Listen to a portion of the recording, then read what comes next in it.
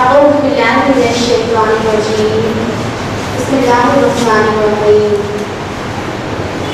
میں سوالہ بیگم آپ کی میزبان آپ تمام خواتین کا IERO کی جانب سے استقبال کرتی ہوں.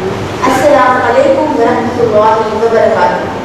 اللہ سبحانہ و تعالیٰ کی سلامتی، اس کی رحمت اور برکت آپ تمام خواتین پر ہمیشہ ہمیشہ رہے. آمین.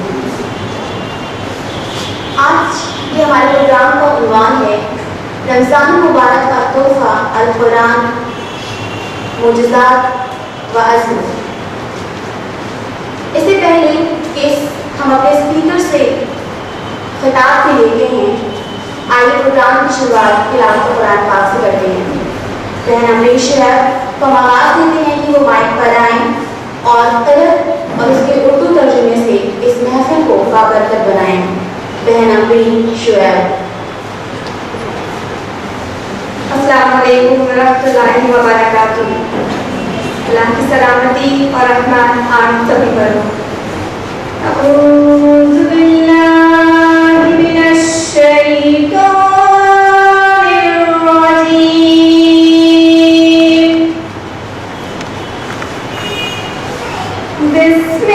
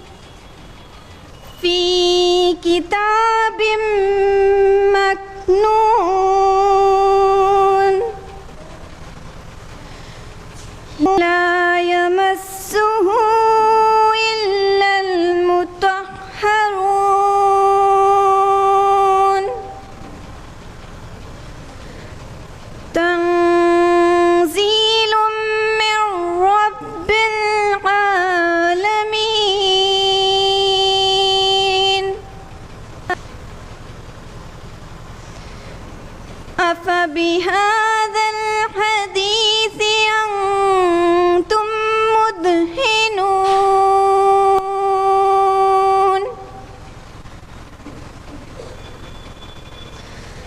وتجعلون رزقكم أنكم تكذبون.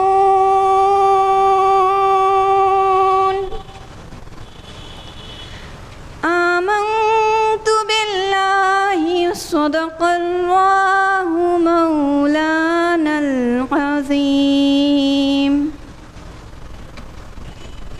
ابھی جو آپ نے قرآن کریم کی آیت سماعت فرمائی وہ سورہ واقعہ سورہ نمبر 56 آیت نمبر 75 سے 82 تک کی تھی، جس کا اردو ترجمہ ہے: پناہ چاہتی ہوں میں اللہ تعالیٰ کی شیطان مردود سے، اللہ کے نام کے ساتھ جو بڑا مہربان نہایت رحم کرنے والا ہے.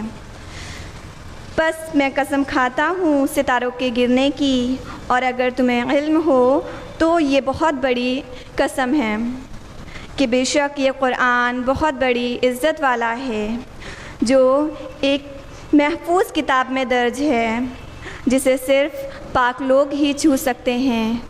یہ رب العالمین کی طرف سے اتارا ہوا ہے.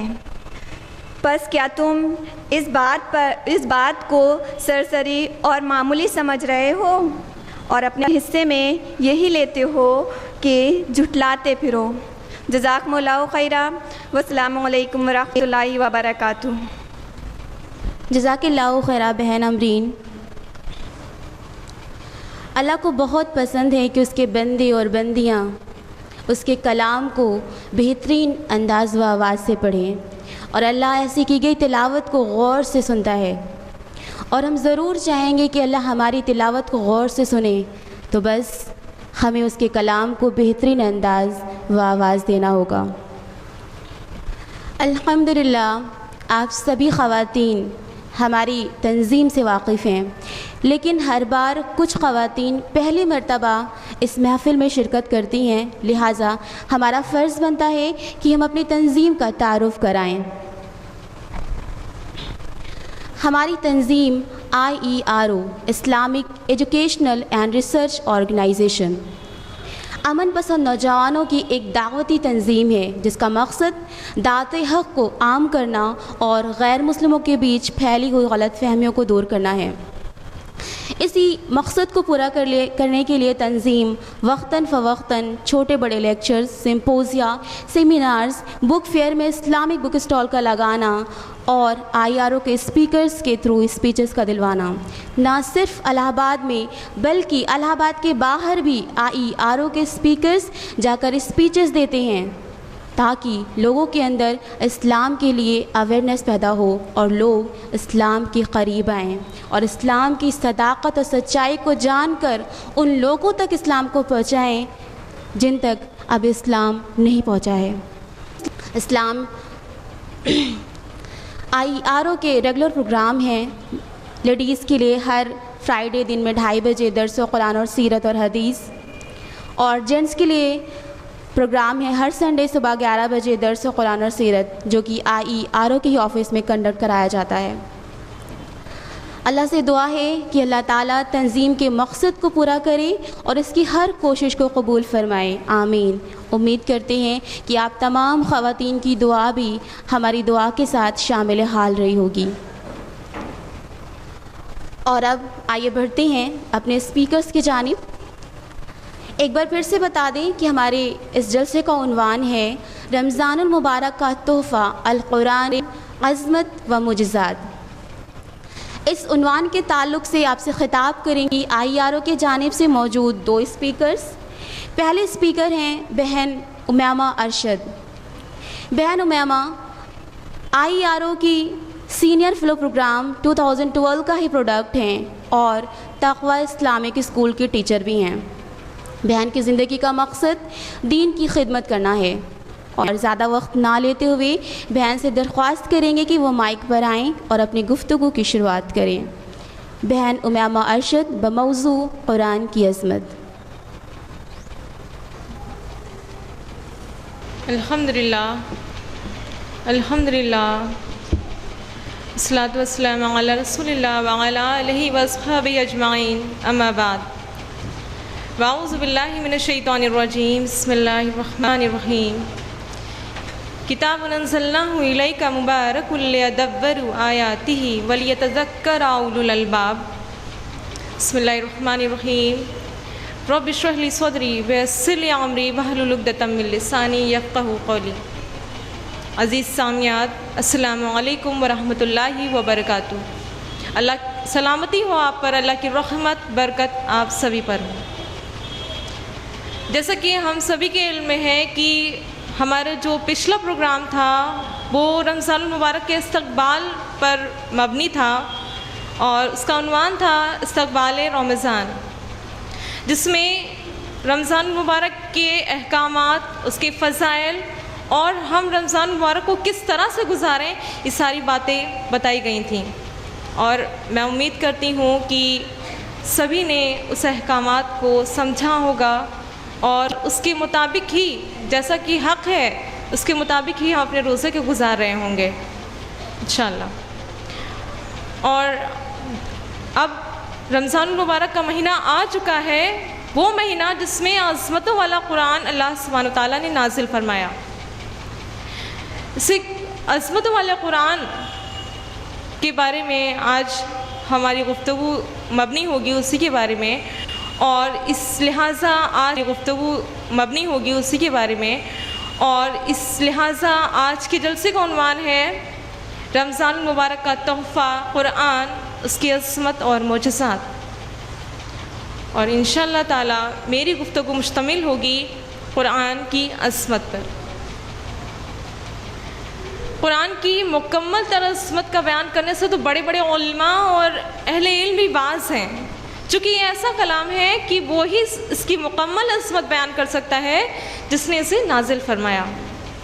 بہرحال میں بھی کچھ اس کی عظمتوں کا ذکر کروں گی آپ کے سامنے، تاکہ اس کی بالاتر تعلیمات اور احکامات ہمارے دلوں میں گھر کر جائیں انشاءاللہ۔ سب سے پہلے یہ جان لیں کہ لفظ قرآن کیا ہے۔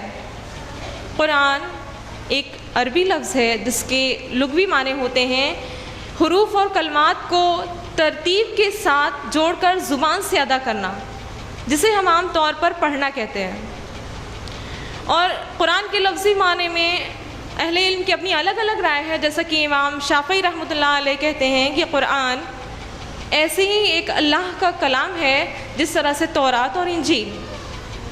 اور امام اشعری رحمۃ اللہ علیہ کا کہنا ہے کہ قرآن قرن سے بنا ہے، قاف را نون، جس کے معنی ہے کہ ایک چیز کو دوسری چیز سے قاف را نون، جس کے معنی ہے کہ ایک چیز کو دوسری چیز سے ملانا۔ چونکہ قرآن کی صورتیں اور آیات ایک دوسرے سے باہم ملی ہوئی ہیں، اور اسی طرح سے قرآن کا مطلب جمع کرنے سے بھی لیا جاتا ہے، کیونکہ یہ ایسی کتاب ہے جس میں تمام طرح کی تعلیمات کو جمع کیا گیا ہے۔ بہرحال تمام اہل علم کا اس بات پہ اتفاق ہے کہ قرآن کا معنی پڑھنا ہی بہتر ہے۔ اسی طرح کہنے کو تو یہ کتاب ہے، فی الواقع یہ پورے سلسلے وحی اور ساری آسمانی کتابوں کا جامع ہے، اس لیے اس کا نام قرآن تجویز کیا گیا۔ یہ تھا قرآن کا معنی و مفہوم۔ اب سوال یہ اٹھتا ہے کہ اس قرآن کے نزول کا مقصد کیا تھا، کیوں کر اللہ تعالیٰ نے وحی کا اہتمام کیا؟ اس کے لیے ہمیں غور کرنا ہوگا کہ اللہ تعالیٰ ہمیں اتنی ممتاز اور اعلیٰ صفتوں سے نوازا، جس سے جو کہ بے جان جمادات اور بے عقل حیوانات سے بالکل مختلف ہے۔ کون سی صفتیں؟ جیسا بھلے برے کی تمیز دی، اور عمل اختیار کی آزادی بخشی، بولنے کی صلاحیت دی۔ اتنی اعلیٰ تر صفتوں کے بعد ہر ایک انسان یہ سوچنے پہ ضرور مجبور ہوگا کہ ہمارا جو خالق ہے، ہمارا جو بنانے والا ہے، وہ ہم سے کس طرز فکر و عمل کا مطالبہ کرتا ہے، اور ہم ایسا کیا عمل کریں جو اس کے قریب درست ہو، اور کیا نہ کریں جو غیر درست ہو۔ ان تمام سوالوں کا جواب اس آسمان کے نیچے ملنا تو ہرگز ممکن ہی نہیں ہے، کیونکہ ذرا سوچیں کہ جس رب نے ہمیں بنایا اور ہماری خلقت سے پہلے اس زمین پہ تمام نعمتیں ہمارے لیے مہیا کر دیں، کیا اس سے ممکن تھا، امید تھی کہ وہ ہمارے اتنے بڑے مسئلے کا حل نہ کرتا؟ سورہ بقرہ میں فرمایا اللہ تعالیٰ نے، سورہ بقرہ سورہ نمبر 2 آیت نمبر 143 میں، ان اللہ بالناس لرؤوف الرحیم، اللہ تعالیٰ لوگوں کے ساتھ شفقت اور مہربانی کرتا ہے۔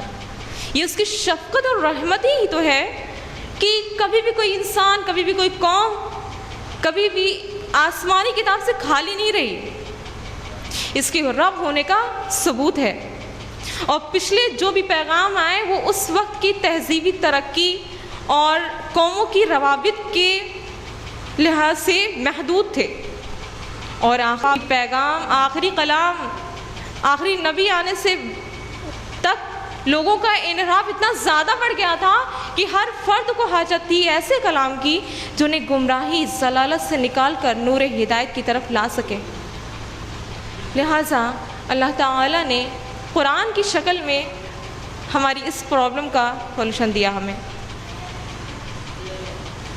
اور اس قرآن کے مقصد و نزول کو اللہ تعالیٰ نے بہت ہی اچھی طرح سے واضح کیا سورہ نساء میں، سورہ نساء سورہ نمبر 4 آیت نمبر 175 میں فرمایا، یا ایھا الناس قد جاءکم برہان من ربکم، اے لوگو تمہارے پاس تمہارے رب کی طرف سے سند و دلیل آ پہنچی ہے، وانزلنا الیکم نورا مبینا، اور ہم نے تمہاری جانب واضح اور صاف نور اتار دیا ہے، فاما الذین آمنوا باللہ واعتصموا بہ، بس جو لوگ اللہ پر ایمان لائے، اسے مضبوطی سے پکڑ لیا، فَسَيُدْخِلُهُمْ فِي رَحْمَةٍ مِّنْهُ وَفَضْلٍ، انہیں تو عنقریب اپنی رحمت و فضل میں لے لے گا، وَيَهْدِيهِمْ صِرَاطً مُسْتَقِيمًا، اور وہ اپنی طرف صراط مستقیم دکھا دے گا۔ اس آیت سے ہمیں قرآن کا بنیادی مقصد پتہ چلا نزول کا۔ کیا؟ پہلا تو اللہ کی طرف رہنمائی، پھر قرآن کی طرف ہدایت، اور اس دنیا میں امن و امان کے ساتھ زندگی کو گزارنا، آخر یہ کہ سلامتی کے ساتھ جنت کی طرف پلٹنا، یہ ہے اس کا بنیادی مقصد۔ اور جس نے اس مقصد کو سمجھ لیا، پھر اس کی زندگیاں یوں بدل جاتی ہیں کہ وہ اللہ، اس کے رسول کی محبت کے آگے تمام محبتوں کو قربان کر دینے کا جذبہ رکھتا ہے۔ وہ اپنی میٹھی نیند کو قربان کر کے اللہ کے فضل کو تلاش کرتا ہے، دنیا کے حقیر فائدوں کو آخرت کی منفعت پر قربان کر دیتا ہے، اور اس کے اندر تفرقہ، اونچ نیچ جیسے احساسات باقی نہیں رہتے۔ یہ ہوتی ہے تبدیلی قرآن کا مقصد سمجھ لینے سے۔ اسی تبدیلی کو قرآن مجید میں اللہ سبحانہ و تعالیٰ نے واضح کیا ہے۔ سورہ انعام کی آیت نمبر 122 میں فرمایا کہ قرآن وہ تبدیلی پیدا کرتا ہے جس کا آغاز دلوں میں قرآنی نور داخل ہونے سے ہوتا ہے۔ یہ دل میں گناہوں، غفلتوں، خواہش سے پیروی کرنے والی جو تمام طرح کی تاریکیوں کو دور کرتا ہے، اور پھر دل کے تمام احساسات میں روشنی اور زندگی کا احساس ہوتا ہے۔ یہ ہوتی ہے تبدیلی قرآن سے قرب حاصل کرنے سے۔ اب یہ جان لیں کہ اس کا حل کیا ہے، یعنی ہم ایسا کیا کریں کہ ہم اس لائق ہو جائیں۔ تو ہمیں کیا کرنا ہوگا؟ ہمیں قرآن پر غور و فکر کرنا ہوگا اور اس سے نصیحت حاصل کرنی ہوگی۔ اللہ سبحانہ تعالیٰ نے فرمایا سورہ صاد سورہ نمبر 38 آیت نمبر 29 میں، جس آیت کا میں نے تلاوت کی اپنی گفتگو کی شروعات میں، کتاب انزلناہ الیک مبارک لیدبروا آیاتہ ولیتذکر اولو الالباب، بڑی بابرکت کتاب ہے یہ جسے ہم نے آپ کی طرف نازل فرمایا تاکہ لوگ اس پہ غور و فکر کریں اور اس سے نصیحت حاصل کریں، عقل مند اس سے نصیحت حاصل کریں۔ گویا کہ وہ لوگ بدعقل ہیں، احمق ہیں، عقل نہیں ہونے، جنہوں نے تمام علم کے باوجود بھی قرآن کا علم نہیں حاصل کیا، اس پہ غور و فکر نہیں کیا اور نہ ہی نصیحت حاصل کی، وہ لوگ بے عقل ہیں، احمق ہیں ایک نمبر کے۔ اور صرف واقعتاً وہی لوگ عقل مند ہیں جنہوں نے قرآن سے نصیحت حاصل کی، اس پر غور و فکر کیا۔ اور اسی طرح سے کسی چیز پر بہت ہی زیادہ اعتماد اور بہت ہی زیادہ اس پر بھروسہ کرنے کے لیے کچھ سوالات ہمارے ذہنوں میں آتے ہیں، جیسا کہ ہم کسی انسان پر اگر بھروسہ کرتے ہیں اس کے معاملات کو ضرور دیکھتے ہیں، اسی طرح اگر ہم کسی کتاب کو اگر ہم پڑھتے ہیں تو اس کے رائٹر کو ضرور دیکھتے ہیں کہ اس کا مصنف کون ہے۔ تو سوال یہ اٹھتا ہے کہ قرآن کا مصنف کون ہے؟ ہمیں جواب ملتا ہے قرآن مجید کی سورہ رحمان سے، سورہ رحمان سورہ نمبر 55 آیت نمبر 1 اور 2 سے فرمایا، الرحمن علم القرآن، اس رحمان نے قرآن کی تعلیم دی۔ یہاں پہ بالکل واضح ہو جاتا ہے کہ کس نے تعلیم دی؟ الرحمن نے۔ اس کا مصنف کون ہے؟ الرحمن۔ رحمان اللہ کا ہی ایک صفاتی نام ہے، اور جیسا کہ فرمایا قرآن مجید میں فَلَهُ الْأَسْمَاءُ الْحُسْنَى، تمام بہترین نام اللہ تعالیٰ کے نام ہیں۔ سب سے پیارا، سب سے خوبصورت نام تو اللہ ہے، لیکن اس کے بعد جو سب سے قریبی اور پسندیدہ نام ہے وہ ہے الرحمن، جو کہ اللہ کی رحمت کی صفت ہے، اور اس صفت کے سب سے زیادہ محتاج ہے ہم انسان۔ آپ صلی اللہ علیہ وسلم جو کہ بہت ہی معصوم تھے، جن سے کوئی گناہ سرزد نہیں ہوا، وہ خود فرماتے ہیں کہ جب تک رحمت خداوندی دستگیر نہیں فرمائے گی تب تک میں بھی جنت میں داخل نہیں ہو پاؤں گا۔ تو سوچیں کہ ہمارا کیا مقام ہے۔ بہرحال ہمیں پتہ چلا کہ قرآن اللہ کی طرف سے نازل کردہ پیغام ہے۔ اب اس کے بعد فوراً یہ سوال اٹھتا ہے کہ اللہ تعالیٰ نے اس قرآن کو کس کے لیے نازل کیا؟ کسی خاص لوگوں کے لیے؟ کسی خاص قوم کے لیے؟ اس کا جواب ملتا ہے ہمیں سورہ فرقان سے، سورہ فرقان سورہ نمبر 25 آیت نمبر 1 سے، تبارک الذی نزل الفرقان علی عبدہ، بڑی برکتوں والا ہے وہ اللہ جس نے حق و باطل کو واضح کرنے والا قرآن اپنے بندوں پر نازل کیا، لِأَكُونَ لِلْعَالَمِينَ نَذِيرًا، تاکہ سارے جہاں